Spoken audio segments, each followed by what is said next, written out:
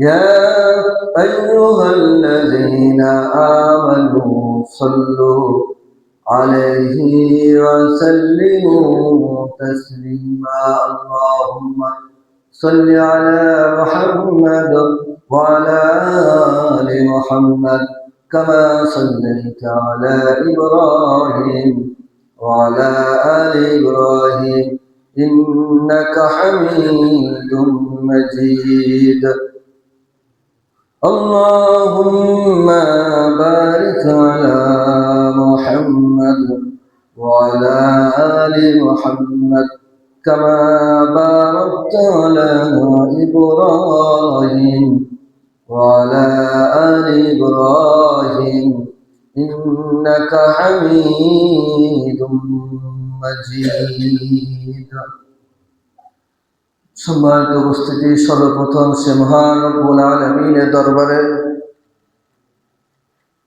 শুকরিয়া আদায় করি যে আল্লাহ রব্বুল আলামিন আমাদেরকে পবিত্র মাহে রমাদান মাসের দ্বিতীয় জুমায় মসজিদে আসার তৌফিক দান করলেন। আমরা সকলে বলি আলহামদুলিল্লাহ। সবাই বলি আলহামদুলিল্লাহ। দরুদ ও সালাম বর্ষিত হোক বিশ্ব নবী হযরত মুহাম্মদ রাসূলুল্লাহ সাল্লাল্লাহু আলাইহি ওয়াসাল্লাম। সম্মানিত উপস্থিতি, এই যে আমি যে ঠিক আছে আলহামদুলিল্লাহ সুবহানাল্লাহ বলার জন্য বলি, এটার ফজিলত আছে। আল্লাহ রাসূল বলেছেন, কেউ যদি একবার সুবহানাল্লাহ বলে তাহলে আসমান আর জমিনের যে ফাঁকা জায়গা আছে আল্লাহ রাব্বুল আলামিন এনে কি দিয়ে ভরপুর করে দেয়। জোরে বলি সুবহানাল্লাহ। তাহলে আলহামদুলিল্লাহ, আল্লাহর প্রশংসা করতে কোনো অসুবিধা আছে? সব সময় সর্ব অবস্থায় প্রশংসা হবে কার? বিপদ মুসিবতে প্রশংসা কার? এই যে আমরা আল্লাহ বললাম, এই আল্লাহ বলার কারণে এমন নেকি হলো না গুনাহ হলো? তাহলে বলতে অসুবিধা? আল্লাহর নাম বলবো না তো কার নাম বলবো? শুকরিয়া আদায় করবো আল্লাহর। তাহলে এই কথাগুলো বলার আল্লাহ রাসূল বলেছেন, তোমরা যখন কোনো মজলিসে বসবে আলোচনা করবে, কোরআন হাদিসে যখন আলোচনা আসবে তখন তোমরা সুবহানাল্লাহ আলহামদুলিল্লাহ বিভিন্ন বিষয়গুলো যখন আসবে তোমরা বলবে। তাহলে সেই আলোচনা যিনি করলেন, যে ফজিলত কোরআন হাদিস শুনলেন, যে সুবহানাল্লাহ আলহামদুলিল্লাহ বললেন, আল্লাহ রাসূল বলেছেন একবার যদি কেউ সুবহানাল্লাহ বলে তাহলে ফেরেশতারা নেকি লেখার জন্য প্রতিযোগিতা শুরু করে দেয়, কে কত বেশি নেকি লিখতে পারে।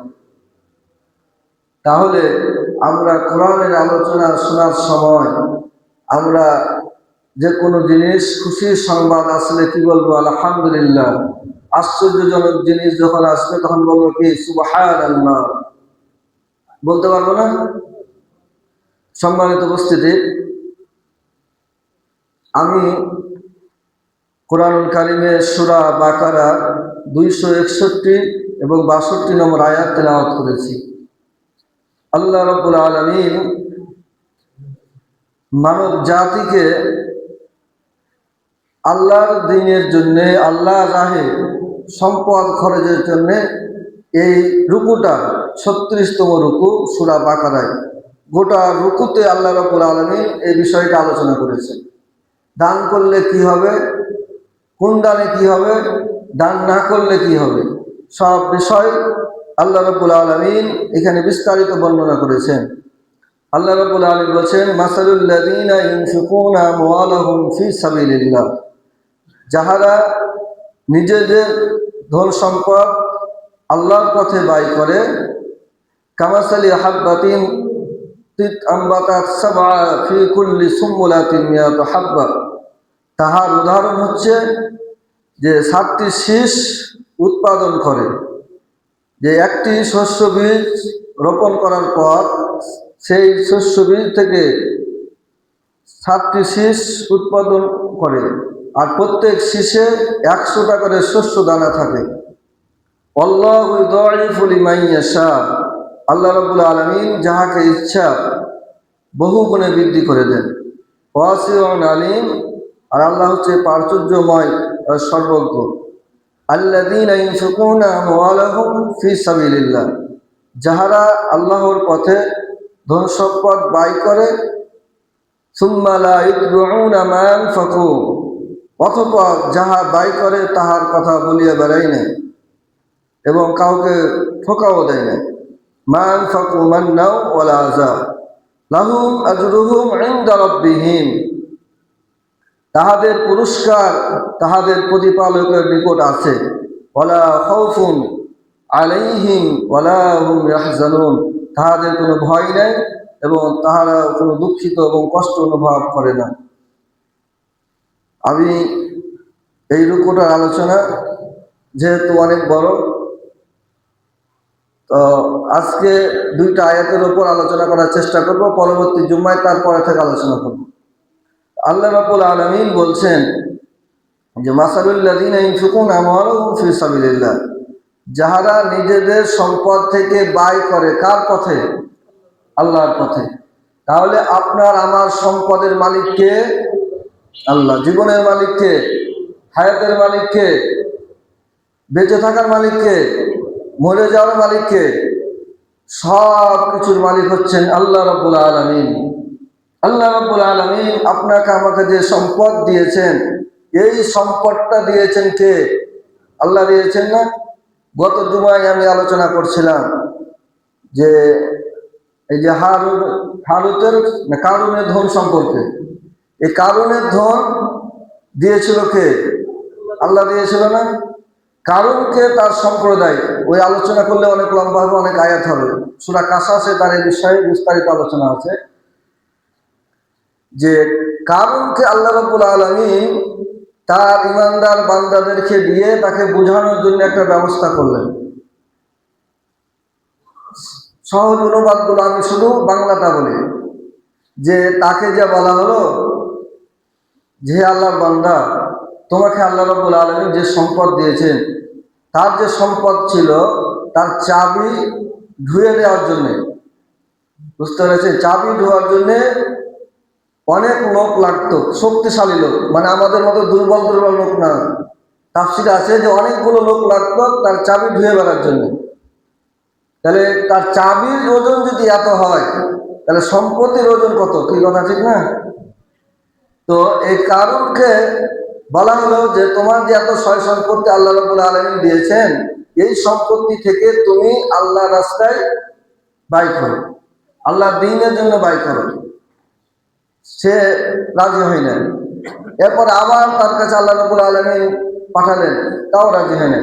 শেষ পর্যায়ে যখন দেখলেন যে নাছোড় বান্দা ছাড়ে না, আসতেই থাকে, বুঝাইতেই থাকে। কিছু লোক আছে না, বেশি বুঝাইলে কি করে, কি হ্যাঁ যাও, তোমার সাথে কোনো কথা নেই, এই বিষয়ে কোনো কথা বলবো না, বলে না? এই কারণ বুঝার ক্ষেত্রে যখন দেখলো যে বেশি হয়ে গেছে, আর পৃথিবীতে সবচাইতে ঝামেলা পাকালছে বনি ইসরায়েলের, এই কারণ বলল যে আমি যে সম্পত্তি তোমরা দেখছো, আমার সম্পত্তি দেখে তোমাদের লোভ লেগে গেছে, বুঝতে পেরেছি তোমরা কিছু খাইবে, ধান্দাবানি করছো। এখনো বলে না যে হুজুরেরা যদি দানের কথা বলে, আল্লাহ রাস্তায় যদি টাকা দেওয়ার কথা বলে, ওই হুজুরেরকে কামড়ে আর চেহারা খায়। এই হুজুরেরা খাওয়ার লেগে ধান্দাবানি করছে। কারণ বলল যে তোমরা আমার কাছ থেকে টাকা নিয়ে খাওয়ার ধান্দাবানি করছো, আমার সম্পত্তির উপর তো লোভ লেগে গেছে না? আমার সম্পত্তি আমি নিজে পরিশ্রম করে, কষ্ট করে, বুদ্ধি করে সম্পত্তি আয়োজন করেছি। আল্লাহ রাব্বুল আলামিন এর পক্ষ থেকে তাকে বলা হলো যে তোমার যত সম্পত্তি আছে, তোমার কৃতিত্ব নয়, তোমার শক্তি নয়, তোমার বুদ্ধি নয়, সব কৃতিত্বের, সব শুকরিয়ার মালিক হচ্ছেন আল্লাহ রাব্বুল আলামিন। তিনি তোমাকে সম্পত্তি দিয়েছেন বিধায় তুমি সম্পত্তিশালী। তিনি যদি সম্পদ না দিতেন, তোমার এতগুলো সম্পদ হওয়া সম্ভব ছিল ছিল ছিল না। অনেক ব্যবসায়িক আছে যে 5,000 টাকা নিয়ে ব্যবসা শুরু করে, 5,000 টাকা, এই 5,000 টাকা নিয়ে ব্যবসা শুরু করে 5 কোটি টাকার মালিক হয়েছে, এরকম আসে না? নাই? এই যে আমরা এই যে আকিজ কোম্পানির যে মালিক, নাম শুনেছো তো নাকি? ওনার অনেক সিগারেট খুব ছিল। এই আকিজ কোম্পানির যে মালিক মারা গেছে, উনি যখন ব্যবসা শুরু করেন মাত্র 1,000 না 1,500 টাকা নিয়ে ব্যবসা শুরু করেছেন। অনেক এলাকার লোক গল্প করছে, উনি মাত্র কয়েক হাজার টাকা নিয়ে ব্যবসা শুরু করে উনি নিজে সিগারেট তৈরি করে দোকানে দোকানে দিয়ে বেড়াতেন নিজে। হ্যাঁ, তো এই জিনিসটা তিনি আবিষ্কার করে তার নিজের উদ্যোগে নিজে নিজে দোকানে দিয়ে বেড়াতো, আর রাতের বেলা সে বাড়িতে বসে বসে তার পরিবার পরিজন নিয়ে কাজ কাম করতো, তৈরি করতো, তার দিনের বেলা সে মার্কেট করে বেড়াতো। এই 2-1,000 টাকা তার ইনভেস্ট করে সে বাংলাদেশের সবচেয়ে একজন বড় ব্যবসায়ী। কথা ঠিক না বেঠিক? এটা কি তার কৃতিত্ব না কার? এটা আল্লাহ রাব্বুল আলামিন তাকে দিয়েছেন। আল্লাহ রাব্বুল আলামিন তাকে এইভাবে ধন দিয়েছেন না? তো ধন দেওয়ার মালিক হচ্ছেন কে? আল্লাহ। আল্লাহ রাব্বুল আলামিন তুইজ্জু মান তাশা ওয়া তুযিল্লু মান তাশা। তিনি সম্মান দেওয়ার মালিক, তিনি সম্মান ছিনিয়ে নেওয়ারও মালিক। এবার কারুন যখন বলল আমি আমার শক্তি সামর্থ্য দিয়ে আমার ধন সম্পত্তি অর্জন করেছি, এই ধন সম্পত্তি মোল্লাদেরকে খাইতে দেওয়া যাবে। এবার আল্লাহ রাব্বুল আলামিন তার এত দাম্ভিকতা অহংকারিত্বতা আল্লাহ রাব্বুল আলামিন বরদাস্ত করলেন না। আল্লাহ রাব্বুল